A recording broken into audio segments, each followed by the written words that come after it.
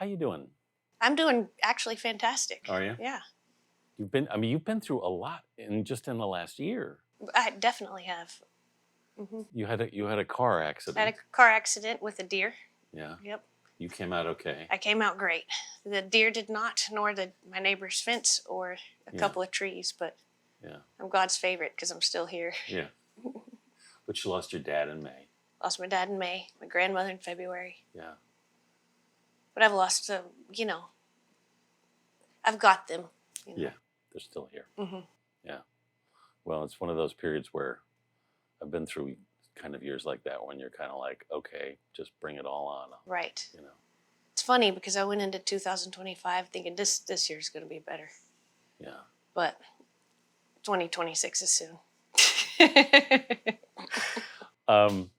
The album is lovely. Thank you. I took my time on it. In the beginning, you didn't really want to write, or at least put on a record, songs about the breakup. Right. So I started out writing about that out of need and kind of necessity and, walking my way through the aftermath.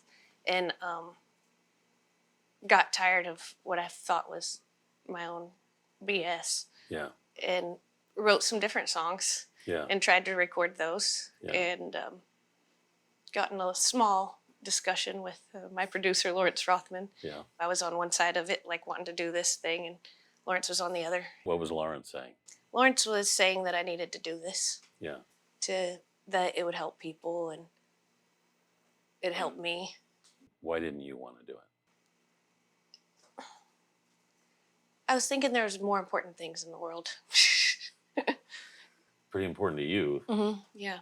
But to get through all of it, I had to write my way through all of it and not kind of allow myself, I guess, to ignore all the feelings, I think. Yeah. Yeah. And then when we were having this argument and I left the studio in a huff, tried to slam the door, but it wouldn't slam because there was a cord in the way, It was worst mic drop ever. Yeah. But I went back to my hotel room at the Sunset Marquis, and I called my friend Shooter Jennings, and we talked about it. And he said he would be my divorce consultant for the record, and that I definitely needed to go this route because going through hard things, whatever kind of loss, like folks look for music like that to help walk them through similar, paths. What did Shooter say that persuaded you? That it would be a lie to just be the artist I am and skip over that, and that there's always time to do those other songs. And he said, as your friend, I think this. And he also said I'd be the tiebreaker, wouldn't I? And I said yes. And yeah. And so I did it, and they were all right. They were right. Mm-hmm. Yeah. You needed to do it. Had to. What did writing these songs do for you? Well, they allowed me closure. Yeah. And I learned how to be a witness for myself. Mm-hmm. Yeah. Name the uncomfortable feelings and kind of have a place to put things. Yes. So for so long I was with, I was a bandmate and I was a wife and I was an emotional supporter. And then after all of this time to not be, you have to figure out who you are again. Mm-hmm. And it kind of led me to that idea of reinvention. And sometimes people think reinvention is where you evolve into something different. But for me, it was remembering who I was. Mm-hmm. Who you were before? Mm-hmm. Yeah. Yeah. Did you have a particular way of approaching writing?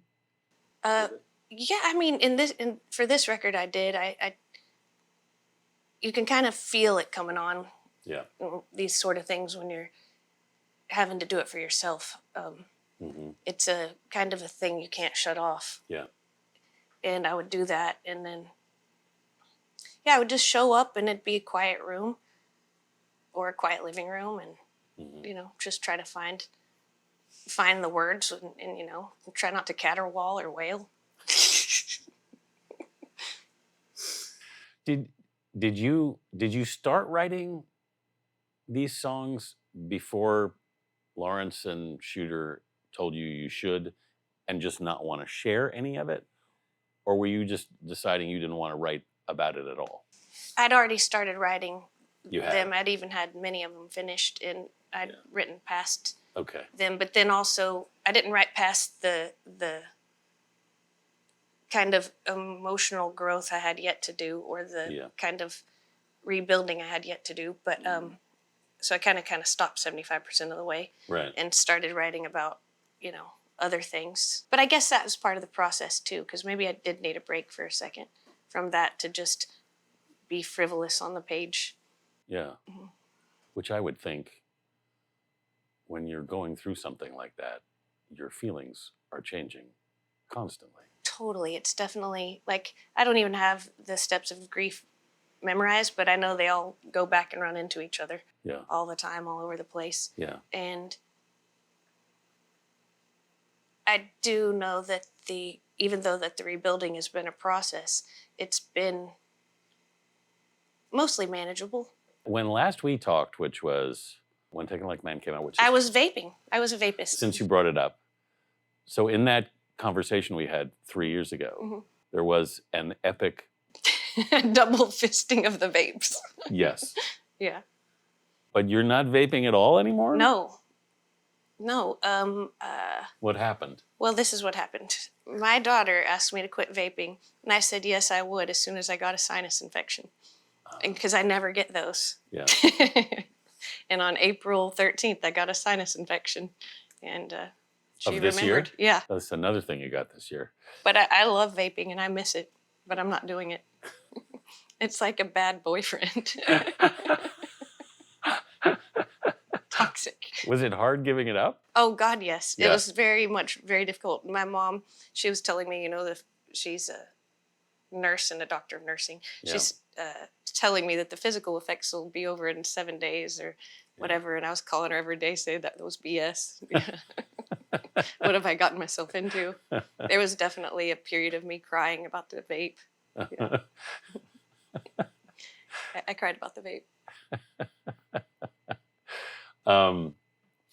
In that conversation 3 years ago, you'd already been through a lot. Mm-hmm. And some of it was even caught on film in the documentary. Yeah. You thought you were okay. Yeah. But you weren't. I know. Isn't that something? That is something. Everybody gets to be happy. How do you mean?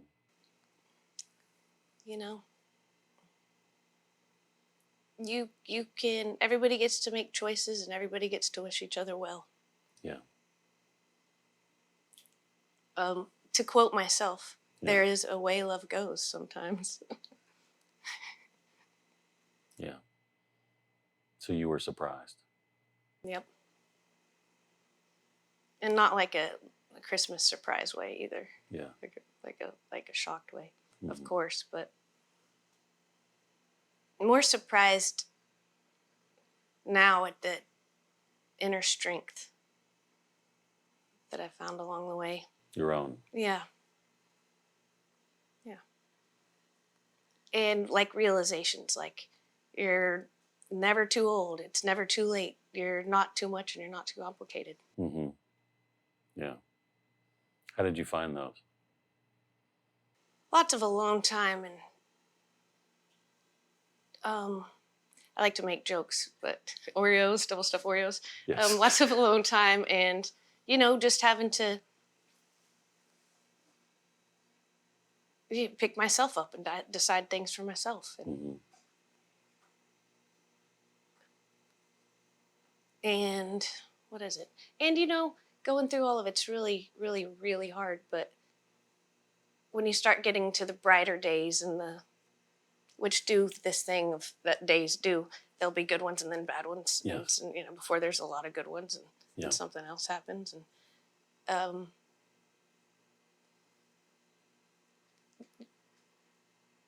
I shouldn't say it, but I'm kind of happy now.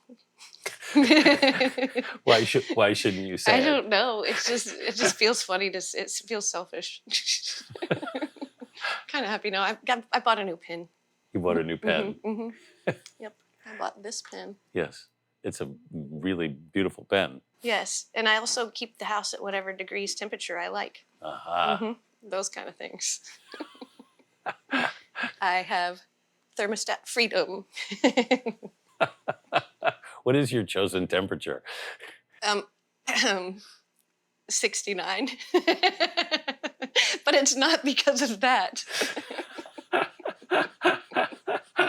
It's because that's the most comfortable temperature. That's actually kind of in my wheelhouse too, 69. Yeah. I like it cold. Yeah, it's not my fault that number becomes something else. It's also odd because, like, I'm a Pisces and it kind of looks like that in the symbol. Yeah, it does. So it's really just everywhere for me. Yeah. That's very funny. I want to ask you about some of the songs on this record. The one that's has been talked about the most is the details, obviously. Right. And I just want to make sure I understand, because there's a couple of lines here that strike you when you hear them. Yeah. One line in there is, "He scared me then, and he still scares me now." Explain to me what you meant there. It's not a sense of physical fear. It's a different kind of fear. Fear of being erased, or fear of being misinterpreted, fear of trying to get to something and then it not being received correctly, and then a fear of this eventuality that has happened. And I think a lot of us are afraid of erasure, and I think that has somewhat to do with being a woman too. Yes. You know? Erasure, how exactly? That you're sort of written out of the story somehow? I guess that's part of it, but or rewrites. Yeah. Rewrites are a scary thing. Yeah. That when the story is rewritten, you won't be there? No, that it's just not. And I know there's, 3 versions to the truth: yours, mine, and the real one. Yeah. But any kind of rewrite. One of the things that's striking about your situation, obviously, is that your story was written together with Jason's. Well, on one side. From his side, you're saying? Yeah. You didn't feel yours was in there? Well, it wasn't, because he's writing from his perspective. And, there's 2 people in a marriage usually. But I mean, so many people who both of you wrote about you together. Right, but I mean, the songs were of that in the story in the movie, and those sort of things were his. And then the movie didn't. That was Sam's, Sam Jones's version. Yeah. How did you feel about the movie in the end? I mean, I felt that movies are supposed to be interesting. But I think that the one thing that kind of bothered me about it is like it's all water under the bridge, but I wish they would have put the scene of I was the only one drinking wine, which wasn't true, because Dave Cobb had to come back from an anniversary trip, and he had brought this really nice bottle back, and we were all having a glass of it. Yeah. So, it's hard enough to be in the South, much less have a glass of wine in the South and not be called an alcoholic or some such. And then on top of that, have been in a relationship with a partner that was, sober for the whole time. So it's a lot of stuff, a lot of trolling, but the internet's loud, and love is louder. So I just try to remember that. Yeah. Were you sorry you did it, the film? No, because I was making choices, and we were making choices that were good for the unit, the family unit, I think. And yeah, because okay, you can't be unhappy. I can't be unhappy I did it. I mean, you make the choices and you do what you say you're going to do. At least I do. I always do what I say I'm going to do. Otherwise, Garland Shires will roll in his grave. Or he'll show up in my nightmares. That's my granddad. Yes. Garland is such a great name. Mhm. I mean, it's hard enough writing songs like this. How do you feel about singing them? That part was a little tough at first. But, and, I've had so many people, women, come and talk to me and say Mhm. such wonderful things about, and men too, but about how much it meant to them to have songs like this, and they're going through hard times too. I mean, everybody's going through so much right Yeah. now. Yeah. And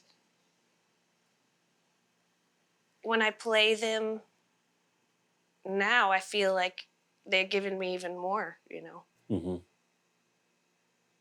like a feeling more of like, oh, you were in this spot and now you're in this spot, Hmm. kind of moving through. Yeah. You can feel that when you sing them. Yeah. And I feel like I'm doing something good by making something out of it. Ron Padgett, the poet, says, he says it in regard to anger. You imagine your anger and put it in a glass ball. You can look at it whenever you want. Yeah. But for that song, The Details, like, there's a high chance I'll never play that song live. But I needed a place to put that Yes. so I could feel Yeah. relieved of the burden. Has it worked? Yeah, it works. I think that's why we make art and find art that speaks to us. The other songs I don't do that with, but certain songs I do that with. That you put them in a box, You're putting your or consciously. you're putting them in a You're putting- like yeah. a glass ball or whatever it is. What do you see when you look at that jar? I think I see a jar full of life, just not the part of life that is comfortable. Hmm. And it's not to say I can't handle uncomfortable things, but it's just nice to put things aside and see that you made something, to me, pretty out of some ugly feelings. Because in my mind, my somebody comes and polishes these glasses so they're shiny, and it's like a crystal jar or some Yeah. kind of chalice. Yeah. It's this beautiful Yeah, thing. yeah, exactly. Yeah, it's more of like the decoration that you can pull out for Christmas, not Christmas, like Yeah. I don't know. How does it It's like a feel- seasonal decoration. Pull it out on your anniversary. So you're conscious that it's over there. Yes, but conscious also that if I didn't have these experiences, or I could either be somebody else or 6 feet under or something. I don't know. Yeah. It's hard to contemplate the alternative when you've only gone in one direction. Yeah. It's such an interesting notion. I mean, and I think we do. It's like it's a compartmentalization of a kind. Yes, it doesn't mean it didn't exist or doesn't happen. It really is, for me. It's making sense of something, and the way that I make sense of things is by making something. I think anybody that is having some kind of problem, you can make anything. You can make a song. Yeah. You can make a painting. You Yeah. can make a meal. It doesn't have to taste good. Yeah. It's better if it does. Right? Yeah. Depends on who you're serving. That's a good point. The other ones, though, I don't treat like that. I find that I learn something from them still as I sing them. They change, or because I know it's not all me that makes up these things. Yeah. Yeah, that divine thing is in there, and it's layered. You can find more layers of, I don't like to speak about my songs about finding wisdom or whatever, but yeah, sometimes I do find more wisdom in them after I've sung them for a few years or months. I would think so. I mean, because a lot of songwriters talk about sometimes they write something and they don't really know what it means Yeah. until later. Well, I haven't done that yet, but I hope to one day. Yeah. Which must Sounds be- like something maybe somebody does stoned. Could be, but I don't. I also think sometimes. Can we call Paul McCartney about that one song? Which one? Juju eyeballs go. Oh yeah, Come together. Yes, come together. Yeah. He could have been stoned. Yeah, it's really funny. Because it's like no. I mean, I think sometimes you write something and you're sort of dealing with it on this level of your consciousness, but it's actually Yeah. You know, it's like sometimes you get angry about something and you make it about something that it's not actually what you're angry about. Right, like the masking kind of thing. Yes. Or using a Yeah. analogy or a metaphor or something. Yeah. It's a good way to do things sometimes. Mm-hmm. Yeah. You refer to nature Oh yeah. a lot in your songs. Yep, that's my favorite thing in the world. Nature. You're a You gardener. don't like it? No, I do. I love it. You're a gardener. Yes, I am. My dad was a wholesale nurseryman. Yeah. And so was my granddad, but he started out as a cotton picker. So I'm very in touch with plants and or in tune with. I'm a green thumb except for when it comes to house plants. I can do anything that's gardening outside or landscaping outside, and I do refer to things in nature a lot because it's just the best mirror I can find for all of the ways that people grow and get through storms and seasons and and regrow. And regrow, yeah. Yeah. Jason came out with an album earlier this year. Mm-hmm. Did you listen to it? I did. Yeah, I did. I didn't like put it on repeat or anything. No. But I was really into the Jack White record, No Name. Yeah. And yeah, I was listening to Jack White and D'Angelo to get me through this stuff. Yeah. Mm-hmm.